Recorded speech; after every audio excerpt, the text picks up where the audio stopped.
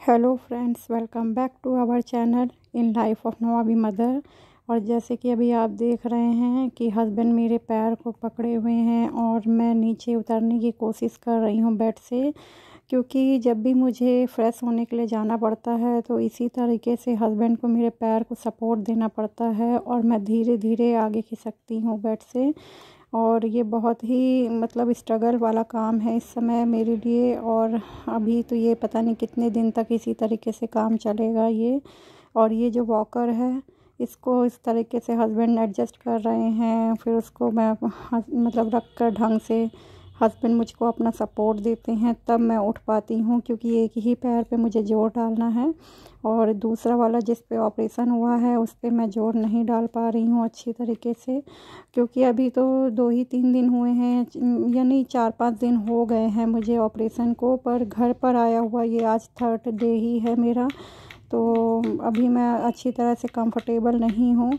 तो ये वॉकर से मैं चल के थोड़ा सा खड़ी होंगी, तो मैं धीरे धीरे चल तो ले रही हूँ एक टांग से, पर सपोर्ट के बगैर बिल्कुल खड़ी भी नहीं हो पाती हूँ मैं।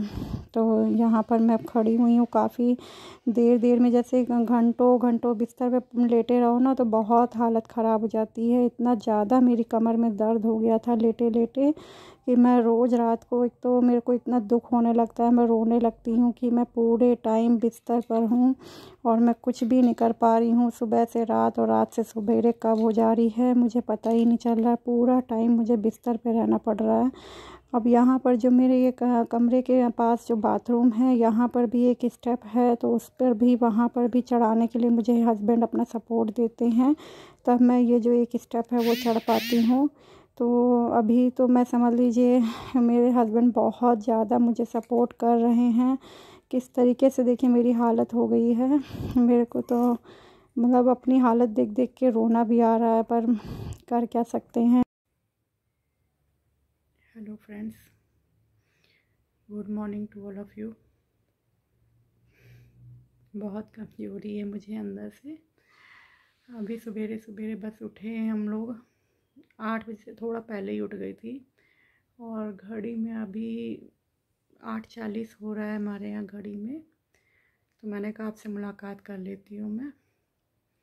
अंदरूनी बहुत कमज़ोरी लग रही है बहुत ज़्यादा मुझको।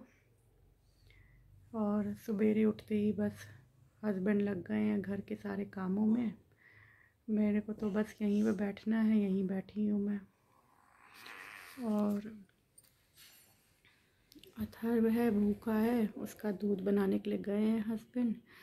और इसको जितना भी कंबल आप उड़ाइए ये ओढ़ता नहीं है, चाहे कितनी भी ठंडक हो। बच्चों को पता नहीं क्या है, ठंडक ही नहीं लगती है। और बगल में यहाँ पर इशिता लेटी हुई है। अभी यहाँ पर जो मेड है मेरी वो काम करके जा चुकी है, झाड़ू पोछा बर्तन सब करके जा चुकी है।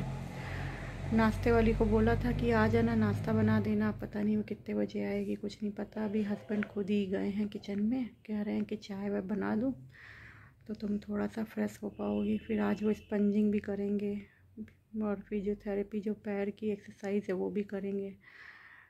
अब उन पर काम तो पड़ ही गया है, करना तो है ही उनको, चाहे जैसे भी करेंगे। अब क्या करूँ मैं, बहुत खुद ही चिंता में कर हूँ उनकी कि वो क्या क्या निपटाएंगे, मेरा काम, घर का काम, दुकान का क्या क्या निपटाएंगे।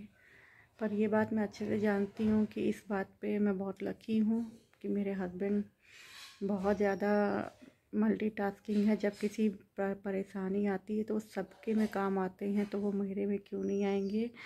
और वो बहुत केयरिंग नेचर है उनका, बहुत ज़्यादा, वो सबके ही लिए उनका केयरिंग नेचर है। मतलब वो अपना बहुत ज़्यादा उनको परेशानी हो जाती है, कोई अपने को या किसी को भी अगर वो परेशानी के टाइम पे देखते हैं उस समय उनकी हेल्प करने के लिए वो सबसे आगे खड़े रहते हैं। यहाँ पर ये मेरा व्हील, इसको ये है वॉकर, ये वॉकर है मेरा।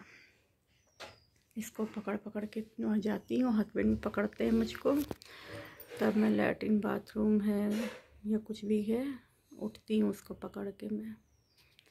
तो चलिए अभी हस्बैंड चाय बनाने गए हैं, चाय पी लूँ तब उसके बाद मिलती हूँ आपसे।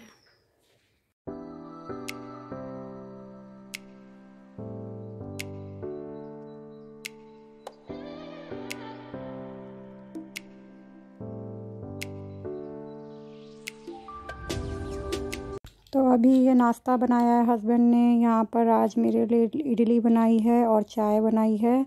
मैंने काफ़ी मना किया था कि इतना सब मत करिए, पर फिर भी वो कहने लगे कि नहीं, तुम घर की ये सब चीज़ें खाओगी तो तुमको आराम मिलेगा, अच्छा लगेगा। तो उन्होंने मेरे लिए इतना सब किया, इडली भी बनाई और फिर चाय बनाई, बहुत ही अच्छी चाय बनाई थी और इडली भी। तो ये सब खा के फिर मुझे काफ़ी अच्छा लगा भी। ये चौक का बढ़िया सा टेस्टी मक्खन अथर को दिखाओ लाई है मेरी अलका दीदी, जो हम लोग सब जने खा रहे हैं। और ये मेरा गुड्डा खा रहा है। गुड्डा क्या खा रहे हो? गुड्डा क्या खा रहे हो? ये क्या है? क्या खा रहे हो बच्चा? मक्खन। क्या खा रहे हो? हाँ, आइसक्रीम लग रही है ना। गुड्डा मेरा आइसक्रीम मांग रहा था, मैंने कहा ये मक्खन दीजिए, चौक का आया हुआ मक्खन। ये कल आई थी मेरी अलका दीदी, तो वो लेके आई हैं। बहुत ही देखने में लज्जतदार, लवाबदार, मज़ेदार लग रहा है। तो अब मैं इसको खाने जा रही हूँ। खुशबूदार है बहुत, इलायची और मीठा भी बहुत अच्छा, बढ़िया है। बीमारी में सबसे डिफरेंट चीज़ अगर ये मिली मुझे, मैंने मतलब देखी भी है किसी की, ये बहुत बढ़िया चीज़ लगी कि मक्खन दो किसी के घर में आकर। और चौक का मक्खन है। लखनऊ में चौक का मक्खन बहुत ही ज़्यादा पसंद किया जाता है। इसको मक्खन हम लोग बोलते हैं लखनऊ में, और जगह पे इसको दौलत की चाट भी बोलते हैं। इसलिए बोला जाता है क्योंकि ये बहुत महंगा होता है ना, तो इसको कहते हैं कि जो दौलत वाले लोग होते हैं, मतलब पैसे वाले, उनकी ये है ये चाट। पर ऐसा कुछ नहीं है, आज के टाइम पे हर कोई खाता है और बहुत ही टेस्टी है सच में। Thank you. एक्चुअली मुंह का टेस्ट चेंज करने के लिए ना बहुत बढ़िया रहा मेरी दौलत की चाट मक्खन। डिफरेंट आइडिया मिला है मुझे भी। मिठाई उठाई आजकल लोग ज़्यादा पसंद नहीं करते हैं, पर ये ऐसी चीज़ है ना, मुंह में डालो घुल गया फ़ौरन। मुंह खोलो, मुंह खोलो यार, काम चलाओ, खाना है। बस पेट भर सकता है आपका। एक टिफिन तो आपको पूरा चाहिए यार। जेल की रोटी खानी पड़ेगी। वो कौन सा पानी पीना पड़ेगा, क्या ना गाना था? जेल की रोटी खानी पड़ेगी, जेल का पानी पीना पड़ेगा, अब तो जेल में रहना पड़ेगा। वही वाला हाल हो रहा है। खाने में कोई खास स्वाद नहीं है, बस ये not so good not so bad. Tiffin की सर्विस अब है, जीने के लिए ठीक है। घर वाली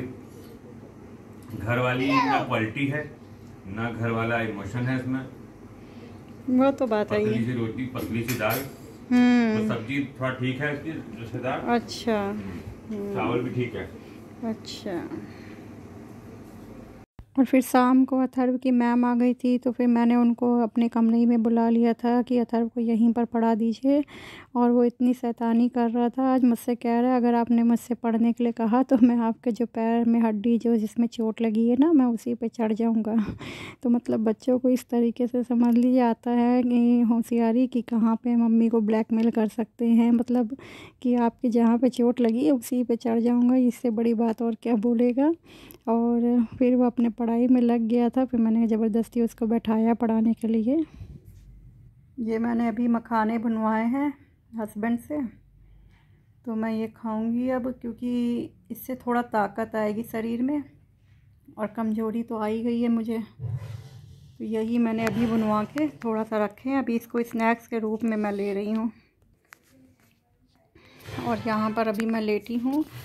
थोड़ा सा मैंने अभी वॉक करा है, डॉक्टर ने क्योंकि वॉक के लिए बोला था, तो मैं वॉक करके अभी लेटी हूँ। और यहाँ पर ये हस्बैंड ने मुझे मखाने भून कर दे दिया है। तो देख रहे हैं ना, मतलब बोलने में ज़्यादा एनर्जी लगानी पड़ रही है मुझे। सब सर वगैरह सब मेरा अंदर से गंदा हो गया है, क्योंकि जिस दिन ऑपरेशन हुआ था ना, उस दिन काफ़ी रोई हुई थी मैं, क्योंकि इतना पेन हुआ था, बहुत पेन हुआ था।